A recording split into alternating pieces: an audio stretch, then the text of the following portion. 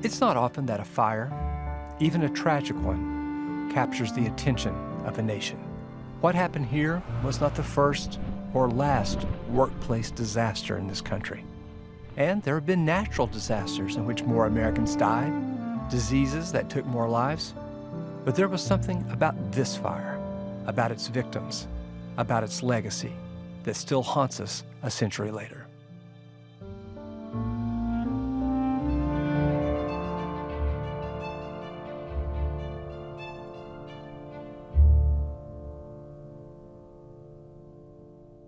Before 9/11, the largest single-day loss of life in New York City happened here.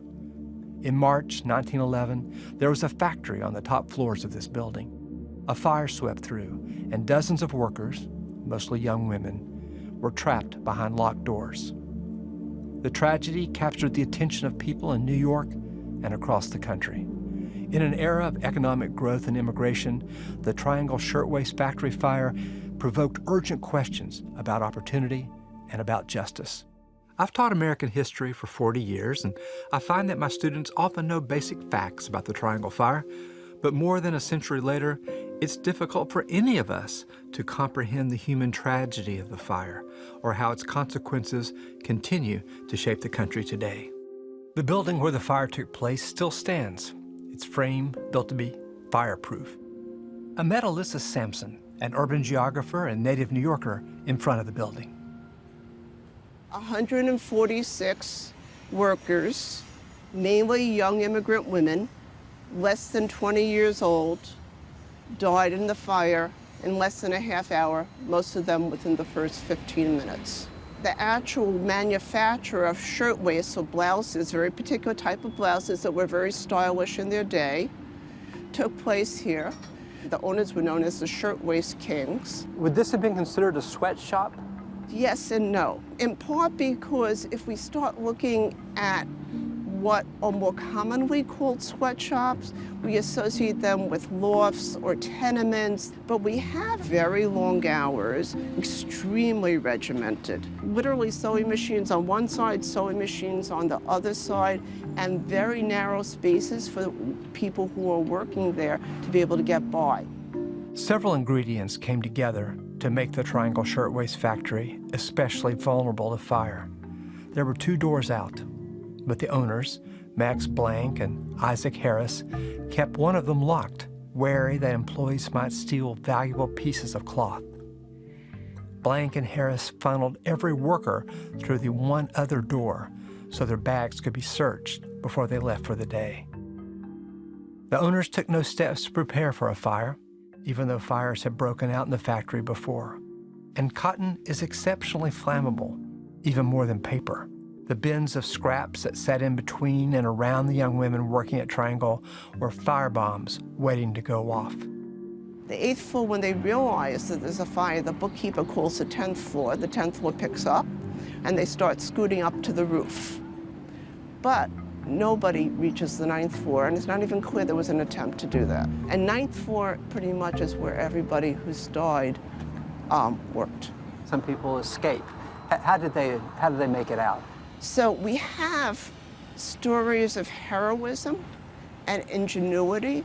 We have 2 elevator operators, and they take people up and down way past any border of worrying about their own personal safety. And so these elevator operators are going nonstop, and there is a point in which, after that first 10 minutes, the choices narrow terribly. Now imagine you see the wall of fire behind you, you jump. And over 50 people did that. No one, in some ways, expects to see something this horrific, despite the fact that there have been numerous fires in loft manufacturing and the needle trades. Blank and Harris, the factory's owners, were indicted for manslaughter and put on trial. They were acquitted, a conclusion that families of the victims and workers across the city found deeply unjust. Later, they filed an insurance claim for more than the value of the goods they lost in the fire, and that claim was paid. Many Americans watching this story unfold were outraged. Alyssa and I walked to Washington Square Park, where many protests spurred by the fire took place. She explained how that outrage made a difference. We have a moment in which New York City needs to take stock. It is an immigrant city. The workplace conditions for women are not safe.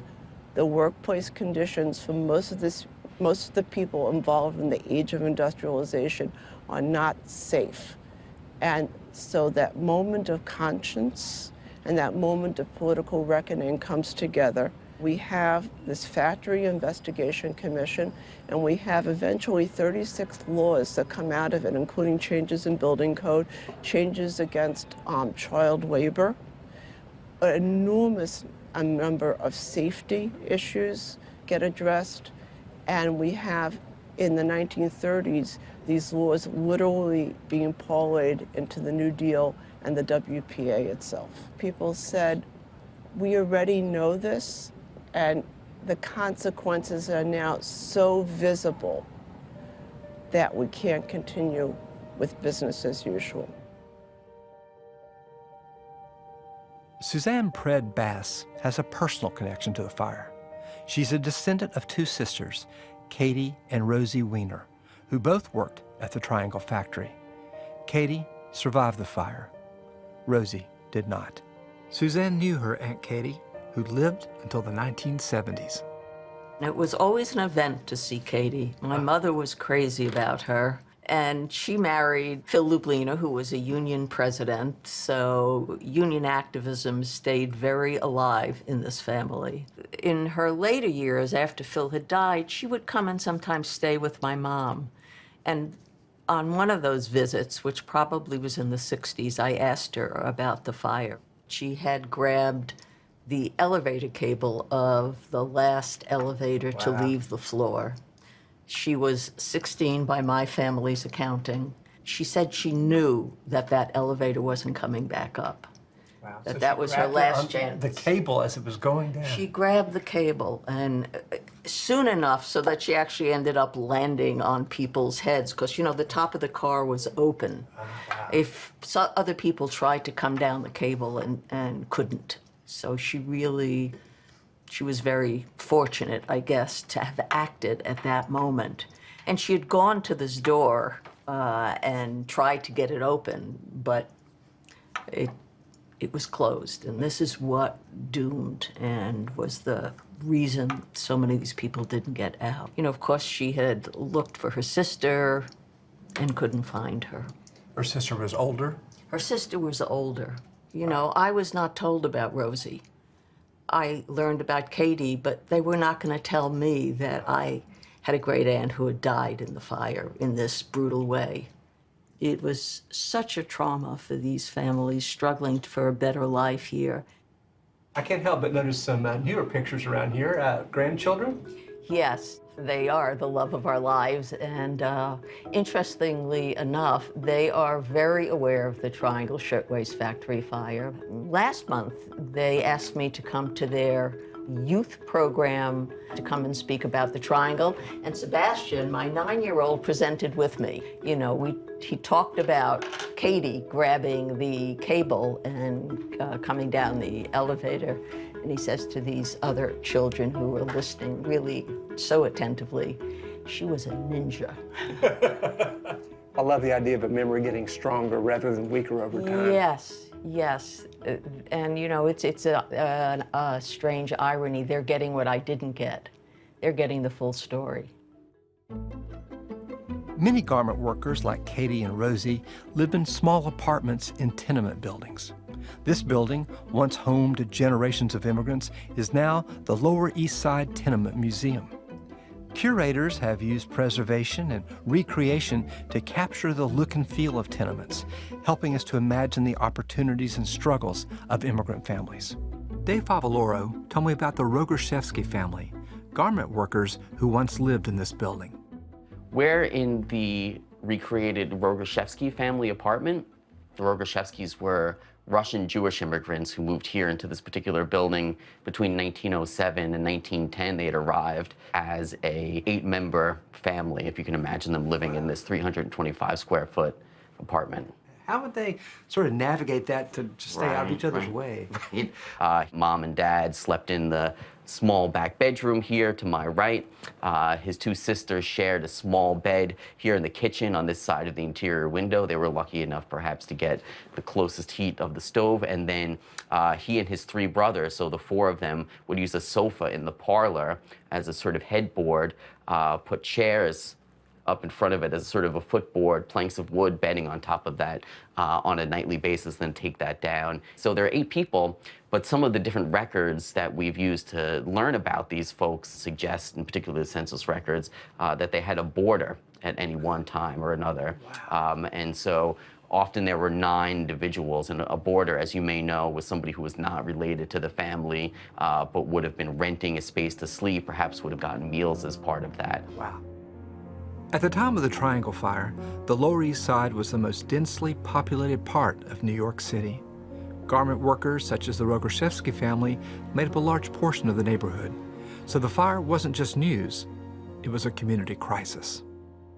Ultimately, they would have learned about this through the newspaper, but word would have spread even before because it happened on a Saturday, right, the Sabbath. The paper wasn't published on a Saturday. Word spread really quickly, even though, you know, this particular family wasn't impacted. You, in all likelihood, knew somebody who was directly impacted. In fact, there was somebody just around the corner who died in the Triangle Shirtwaist factory fire.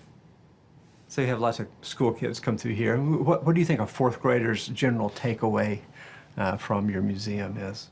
I mean, first, I think they can't believe that, you know, individuals lived in this small of a sort of quarters carved out of life here.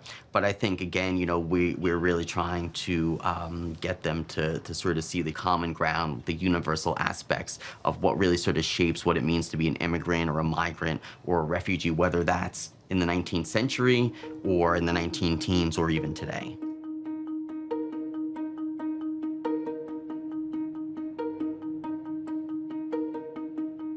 The fire and its consequences were chronicled in the Jewish Daily Forward, a Yiddish newspaper popular with immigrants from Eastern Europe and Russia. Hannah Pollack, an archivist at the paper, has translated articles about the fire into English. She showed me how the drama unfolded in the pages of the paper. So I noticed it's called the Forward. It sounds as if it has a direction it wants to go. What's that referring to? Yes, there's actually a famous Yiddish labor song, Vorwärts Brüder in der Reihen, you know, forward we go, marching in rows together to make a better, more just world. Well, what are they telling us here? Right. Well, we're looking here at the first page in March 1911, and our headline screams, "Der morgue ist voll mit unsere Carbones." So they come out with, you know, the headline saying, "The morgue is full with our victims." But it's an interesting choice of a word for victims in the Yiddish is drawn from the traditional Hebrew word for sacrifice. So it's a very poignant, you know, kind of headline. They set the stage for how they're gonna, you know, how they're reading this story and how they're relaying it is that the entire Jewish neighborhood is in mourning. Seems that the Forward's perfectly positioned to help the Jewish community sort of sort through these bewildering events of the time. You know, by the 2nd and 3rd day, they were reminding people, please come to us with your photographs because it's still possible to identify bodies and to identify survivors. We can do something about this. We're in mourning now, and they're publishing story after story of individuals whose lives were, you know, terminated by this disaster. They also were able to give lists of the deceased, and that started actually from the first day. So it's a sort of memorialization in real time. This story I see now with all the sort of memorialization that's been going on and creative energies towards it since the centennial and our first, you know, English language supplement about it. I see it as also very instructive in the United States to offer Americans an opportunity to publicly mourn. Hannah also told me how the paper helped transform grief into anger and determination in the wake of the fire. The Forward helped mobilize more than 250,000 people to march in the streets. They demanded again what they had demanded before the fire: regulations that would make the factories safe for workers. The memory of the fire rose into the form of art in a powerful oratorio by Julia Wolfe. The performance was premiered by the New York Philharmonic, and it featured a chorus of 146 young women to honor the 146 people who died in the fire. Julia won a Pulitzer Prize for an earlier piece on labor history, and she told me how she imagined and composed this work. Oratorio. I'm not sure everybody knows what that is. Can you tell us what that is? I'm not sure I know what that is, but basically it's a choral work with orchestra, and but it's telling stories. So the singers are storytellers and at times embodying some of the character as well. So how did you come to this story? Fire in My Mouth is the third large-scale work that addresses a subject about American labor history. I thought, well, this is a good time to take a look at women working, and I had been thinking about the women in the garment industry at the turn of the century. I teach at NYU, which is literally like 2 blocks from where the famous Triangle Shirtwaist factory fire happened. So for years I've been walking by, and somehow when this commission came in, I thought, here's the time to tackle that subject. So what surprised you as you zoomed in on the triangle situation? Well, one thing that was really amazing was getting to know, I say getting to know, they're not here anymore, but getting to know these women who were such powerhouses. They were self-educated, they were fierce. Clara Lemlich, who actually said the line that I took for the title, she said, then I had fire in my mouth. And she was referring to her feisty youth. I have absolutely no idea how you go about translating that into music. Anyway. Yeah, how do you turn it into music? That's what I do. I write, I write that music, helps. even more than words. I mean, in this case, I wrote the words and the music. And the words lead, so I'm definitely creating music off of the text. But once you have the text and you start to sing it, I think words are very musical, but speech is very musical. And so when you sing without passports or anything, that has a rhythm. Without passports or anything, we took a boat. That's the optimistic moment. Right. We took a boat. And then some things are beyond words, and so you're just setting almost like a raw emotion. So for example, the hardest thing to set really was the fire, because I didn't want to make it melodramatic or less than it was, or just it was intrinsically sensational, right? So you don't have to reach. Exactly. So that almost became wordless. So I used a little bit of text there, but it's really the entire orchestra is crying in a sense. I mean, they're just it's this bombastic sort of sound in the orchestra, and that's just the grief, and I'm just going to let that fly musically. And so there are places where it's just music's telling you the story. We stepped into Julia's studio, where she played some of the most poignant lines from the oratorio. It's really right in your face. The women have come up front, they're at the front of the stage, and they're just singing out your I want to. In fact, the whole opening is just I want to, I want to, I want, and they finally say what they want. They want to talk like an American, look like an American, desire, right, to really want to be something. I'm saying all the positive verbs, and little by little it gets darker. So I want to feel like an American, I want to shout like an American, I want to scream like an American. So it's starting to get, into maybe the less pretty parts of being an American, until you're finally up to bleed like, and everything kind of slows down. You kind of see it on the page, and then eventually they just start singing burn like, burn like. So we're at the end here, and you can tell even on the page, it all clears up. These are all rests, right? So it's all this empty space, and all you're getting is this very still kind of hum in the strings. And then these are all lined up. So what's happening there? That's this big chime. And then you start hearing the names, so Lizzie Adler, Anna Altman, Rose Bassino, Jetta Berger. And then the whole piece just ends disappearing, which is, it's always hard to know how to end a piece. I mean, that's always a question, but you can tell it was really pared way down until it just dissipates, and you just have all these kind of fluttery, until it just is gone, and because they're gone.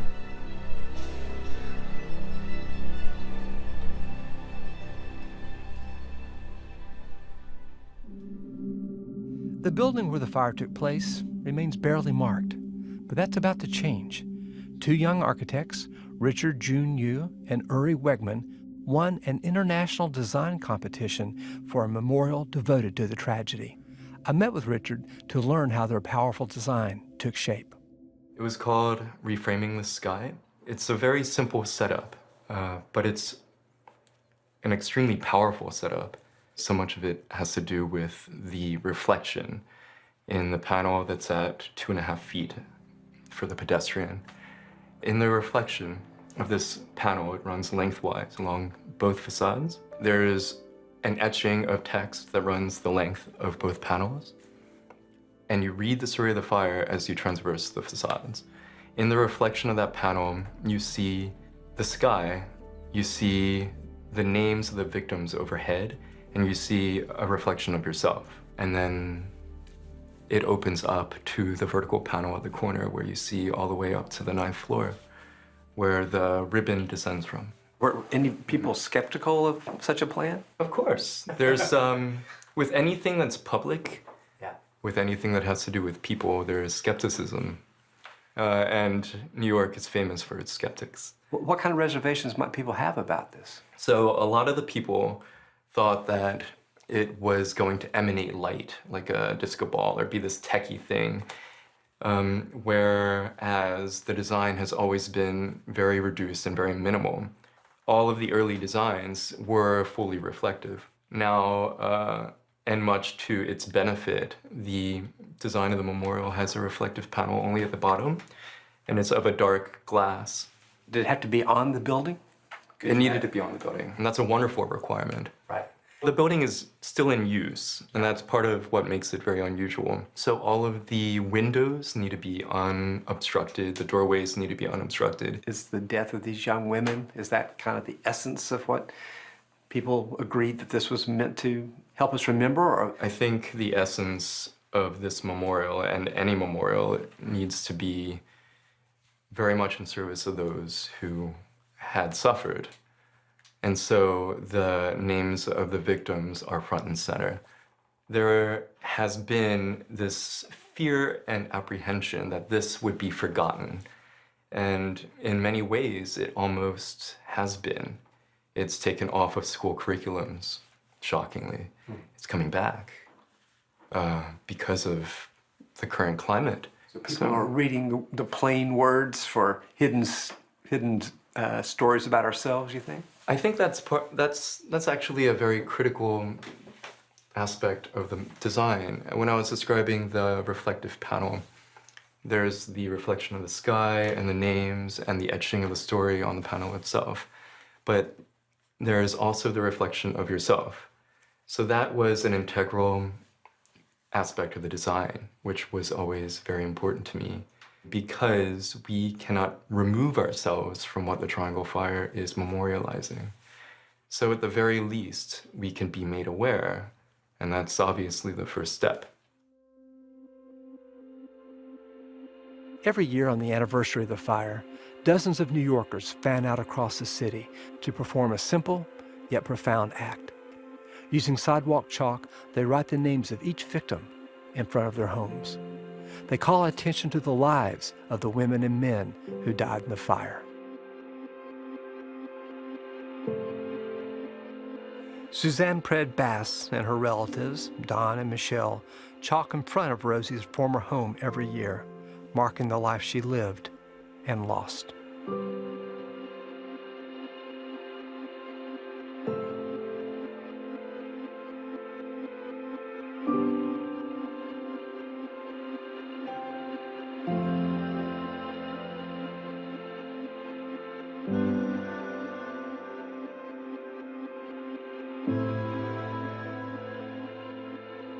Later on, at the site of the fire, members of labor unions, fire department volunteers, and Descendants gather to remember the tragedy and to emphasize the ongoing need to improve workplace safety.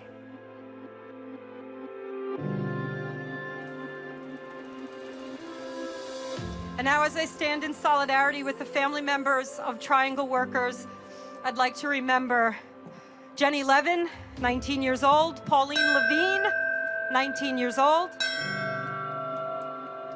Gaetana Madolo, age 16. Annie Miller, age 16. Kate Leon, 14. Becky Kessler, age 19. Sarah Brodsky, 21. Remembering the fire's victims, young women sewing blouses, reminds us that all our clothes are created by the hands of someone, somewhere, each with a name, a life, and people who love her.